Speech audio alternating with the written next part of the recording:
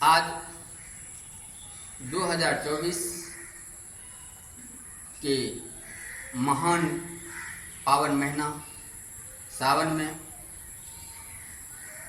प्रायः जन जन तक यह आवाज़ जाती है कि सावन का महीना बाबा भोलेनाथ का है, भोले शंकर का है, देवादिदेव महादेव का है। आज उसी देवादिदेव महादेव जिसे हम शिव भी के रूप में जानते हैं, उस शिव का शिष्य शिव शिष्य मनोज का उपस्थित तमाम सूक्ष्म और स्थूल शिव शिष्य का मेरा प्रणाम स्वीकार हो। अपने प्रेम गुरु भराता साहब हृदयानंद दीदी नीलम आनंद के चरणों में प्रणाम निवेदित करता हूँ। अपने सीनियर संजय कुमार यादव के चरणों में प्रणाम निवेदित करता हूँ। आज शिव गुरु पर चर्चा में जो बात जिस विषयों पर मैं रखने जा रहा हूँ वह बहुत सारगर्भित है। आप इस विषय वस्तु पर जितने विचार करेंगे उतनी गहराई तक शिवता के क्षेत्र में कदम बढ़ाएंगे। अपने गुरु आदेशित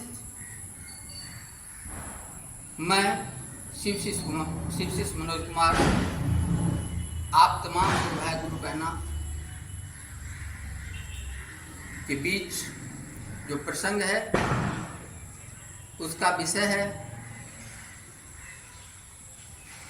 शिव के साथ शिव शिष्य बनकर लौकिक और पारलौकिक कार्य करना ही मेरा उद्देश्य होना चाहिए। इस वाक्यों से आप तमाम गुरु भाई गुरु बहना इन बातों पे अपने आप को विचार करना होगा। इस संसार में शिव के साथ देवादिदेव महादेव के अंश के रूप में इस संसार में प्रकृति प्रदत्त जितने भी चीज जो ब्रह्मांडीय ऊर्जा का अंश है वह शिव का अंश है। उसके साथ आपको इस धरातल पर अर्थात पृथ्वी के वातावरण में लौकिक कार्य और पृथ्वी के वातावरण से बाहर ब्रह्मांड में पारलौकिक कार्य का संपादन करना ही उद्देश्य होना चाहिए।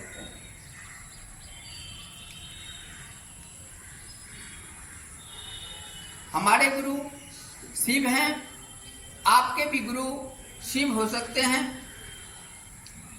एक शिव शिष्य का जो मूल उद्देश्य है जन जन तक अपने गुरु की बात को पहुंचाना,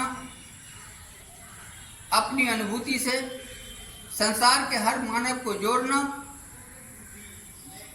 यहाँ पर आप अपने विचार को परिमार्जित करने के लिए यह सोच सकते हैं कि मानव के रूप में चलता फिरता हर जीव उस परमात्मा का अंश, शिव का अंश अवश्य है, जीव है, लेकिन वह मानव तब होता है जब उसके आचरण में मानवीय कार्य परिलक्षित होता है। जब मानवीय कार्यों की उसमें दर्शन होता है तो ऐसे कार्यों में अति विशिष्ट कार्य है अपने गुरु शिव का शिष्य बनकर लोगों को शिव के बारे में बतलाना।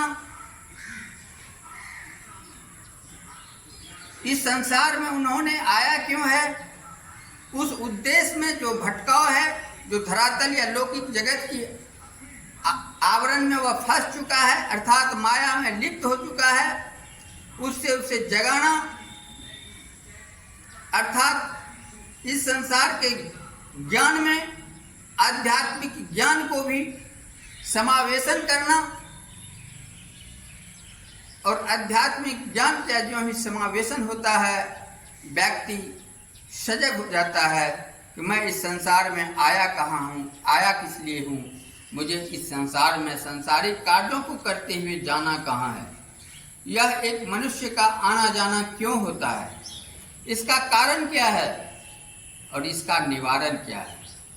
जब एक मानव अपने बारे में यह सोचना शुरू करता है तो उसे एक आध्यात्मिक गुरु की जरूरत होती है, और आध्यात्मिक गुरु की जरूरत में व्यक्ति प्रायः लौकिक गुरु को अपना गुरु मानकर अनुयायी होते हैं और लाभ लेने का प्रयास करते हैं। लेकिन हम शिव शिष्य मनोज कुमार आप तमाम गुरु भाई गुरु बहना के चेतना में यह बात डालना चाहता हूं कि हमारे गुरु वंदना में जिस पार ब्रह्म की बात की गई है वह बहुत सुंदर विश्लेषण के तहत मैं बात रख रहा हूं। इस अंतहीन अंतरिक्ष जिस अंतरिक्ष का कभी अंत नहीं होगा वह ब्रह्मांड है। उस ब्रह्मांड के एक छोर से दूसरे छोर पहुंचना यह कल्पना से भी परे है, क्योंकि आज तक जिसने भी अपनी अनुभूति से जब कागज की उत्पत्ति हुई तो प्रायः जो सुना हुआ चीज था वेद पुराण उपनिषद ग्रंथ उन बातों को लिखा। लेकिन मैं आपके बीच शिव शिष्य होने के नाते अपने गुरु के आदेशित जो मुझे ज्ञान प्राप्त है उस ज्ञान के आधार पर मैं आपको बात रख रहा हूं। यह अंतहीन अंतरिक्ष जो ब्रह्मांड का अंश है उसका पार पाना किसी से संभव नहीं है। इस ब्रह्मांड में जब यह शरीर की चेतना निकल करके कार्य करता है गुरु आदेशित, और पुनः संभव है गुरु आदेशित जब धरातल पे आके कार्य करता है, लौकिक जगत का कार्य करता है, तो पारलौकिक और लौकिक जगत के कार्य का अति विश्लेषण करने से संक्षेप में मैं आपको कहना चाह रहा हूं, जो शिव शिष्य है वह निश्चित रूप से कार्य करता है। जैसे आज के डेट में हमारे ब्रेन गुरु भराता देह अवश्य छोड़ चुके हैं, लेकिन संसार से जितने भी लोगों का देह का परित्याग होता है उसे सूक्ष्म जगत में कंट्रोल करने का कार्य वह शिव शिष्य बना है या नहीं बना है, उसे धरातल पे आना है या धरातल के छोड़ करके शिव के कार्य के लिए पारलोक में ही रहना है, यह निश्चित करने का कार्य हमारे ब्रेन गुरु भराता साहब हरिदानंद का है। मैं इन बातों को कहने के लिए अपने ब्रेन गुरु भराता से क्षमा चाहता हूँ। इसीलिए वह जो कार्य कर रहे हैं वह पारलौकिक कार्य है। हम सब जो धरातल पर शिव का कार्य कर रहे हैं, जन जन से जन जन तक शिव के उद्देश्य को पहुंचाने के लिए विशिष्ट रूप से साप्ताहिक मासिक संगोष्ठी के रूप में, आम सभा के रूप में शिव चर्चा का बड़े बड़े पंडाल लगा करके जो कार्य कर रहे हैं उनका एकमात्र उद्देश्य है शिव से जुड़ें और शिव से जुड़ें और जोड़ें। इस तरह अनवरत कार्य करना है। इसमें एक लालसा होती है कि यह जन्म मरण के चक्र की आपने चर्चा किया फिर बात को बंद कर दिया। मैं आप तमाम गुरु भाई गुरु बहना से कहना चाहूँगा कि हमारे आध्यात्मिक ज्ञान का एक मूल लक्ष्य है मोक्ष, लेकिन यह मोक्ष भी उस गुरु की दया पर निर्भर करता है, क्योंकि हम लोग स्पष्ट कहते हैं ध्यान मूलं गुरु मूर्ति, पूजा मूलं गुरु पदं, मंत्र मूलं गुरु वाक्यं, मोक्ष मूलं गुरु कृपा। अर्थात गुरु की कृपा होगी तो मोक्ष भी संभव है। हम सदा सदा के लिए इस संसार से उस परमात्मा का अंश बन करके उनके समीप सायुज्य की स्थिति में रहेंगे, अन्यथा उस गुरु के आदेश से अपने कर्म फल को भोगने के लिए जो कुछ अंश बचेगा इस धरातल पर पुनः आना पड़ेगा। यह मोक्ष जो है गुरु की कृपा पर निर्भर करता है। अगर आप गुरु के प्रिय शिष्य होंगे, संभव है वह आपको अति विशिष्ट कार्यों में उपयुक्त मान करके जहाँ जरूरत है शिव के कार्य को करना, वह आपको भेजेगा। उस भेजने के क्रम में यह गारंटी नहीं है कि आप धरातल पर ही आएंगे। इस सौर परिवार के किसी भी ग्रह पर आप जा सकते हैं, कहीं भी पहुंच सकते हैं, लौकिक या पारलौकिक। इसीलिए एकमात्र उद्देश्य होना चाहिए शिव शिष्टता का कार्य करना और शिव के साथ कार्य करना।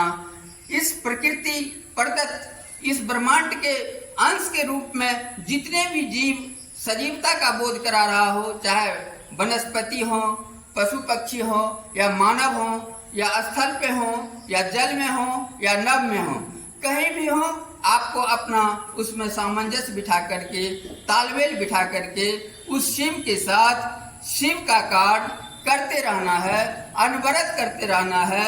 यही एक शिव शिष्य का उद्देश्य होना चाहिए। आज इन्हीं बातों पर मैं अपने विचार रखते हुए तमाम चर्चाओं को अंतरिक्ष सम्राट संप्रेषित कर रहा हूँ। शिव शिष्य मनोज कुमार का प्रणाम। जय महादेव।